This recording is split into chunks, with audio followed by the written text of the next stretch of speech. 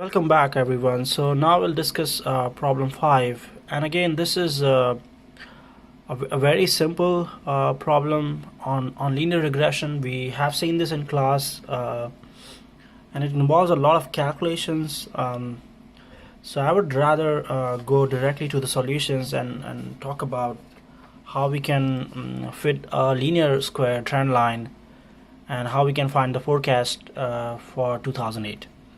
So this is the solution, and again remember that these are for the linear trend line. The actual demand values are my values y, and here it's telling you that transform the value of x time to simple numbers. So in this case we can use like 2000. For 2001 we can use year 1, and 2002 we can use year 2, and so on. So that means it's telling you that okay, the x values that you are supposed to use is 1 for 2001, 2 for 2002, and 3, 4, 5, 6, and 7.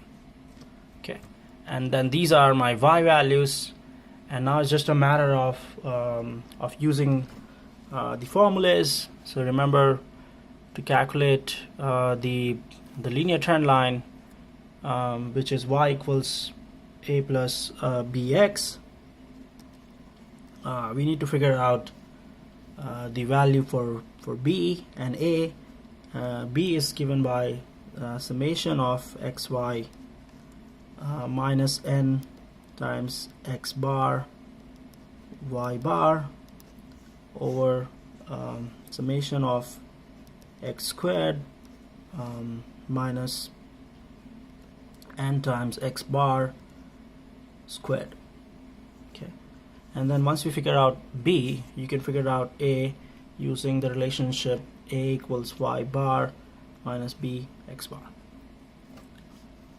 So now again we need to find out what is the xy value. So we need to create a column where we find out what is the xy for each of these observations. So for example, the first value for xy is 1 times 100, that's 100. The second value of xy is 2 times 110, that's 220, and so on. We have to figure out what are the values for xy. We have to figure out what are the values for x squared. We also have to find out the value for x bar. Again, x bar is just sum up all the x's and you divide by the number of observations. We have to figure out what is the value for y bar. Again, the same idea applies. Sum up all the y's and you divide by n. By the way, what is n? N is the number of observations, which is in this example there are 7 observations, so n equals 7. So we have to figure this out. Again, the solutions have already done this exercise, and I just want to go over this so that you understand what's happening here. So again, as I said, you have to figure out what are the x squared values and xy values. So 1, you take the square, is 1, 2 squared is 4, 3 squared is 9, and so on. Xy is x times y, so 1 times 100 is 100, 2 times 110 is 220, and so on. So once you do this, you have to sum. So again, wherever there is a s, it represents sum. Sum of all the x's is 28, sum of all the y's is 917, sum of all the x squared is 140, and sum of all the xy values is 3961. So once we know this, now just a matter of using these formulas. So we use this. Let's figure out the value for b.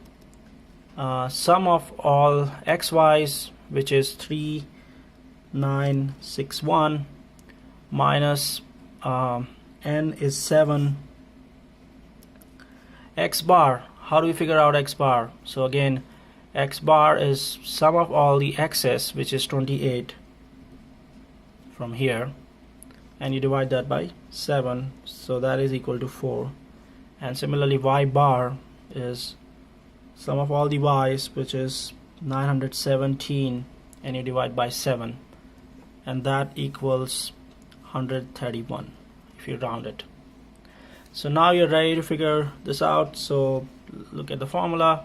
We have 3961 minus n is 7, x bar is 4, y bar is 131, and you divide that by sum of all x squared, which is equal to 140, minus n is again 7 times x bar squared, so that's 4 squared, or 4 times 4. Okay, so if you do this, this is 293 over 28, and that's equal to 10.4. Okay, so I'm just using the solutions here. So B is 10.4. Once you figure out B, now we can figure out A using the relationship A equals y bar minus B x bar. We have all the values. We have the value for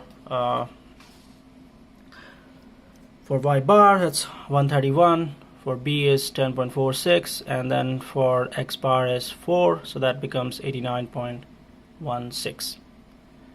So now we have A and we have B, so that means the equation of the straight line is y equals A plus bx.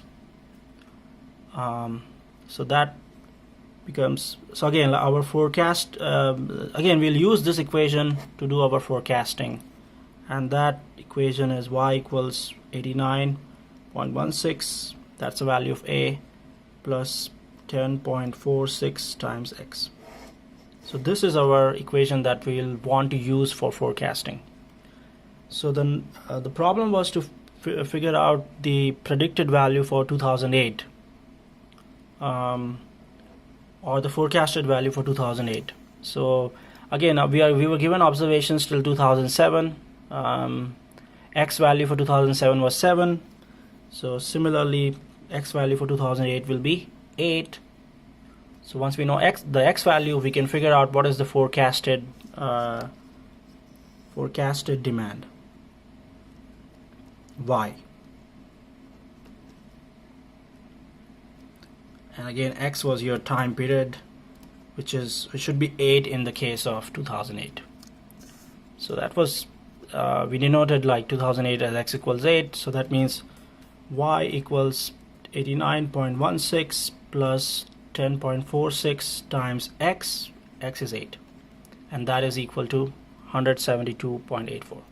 So that's how you use the linear trend line to figure out what should be the forecast for the time periods ahead, and even in the past, and we could do, or we could calculate an accuracy measure for the same. We could easily calculate MAD or MAPE.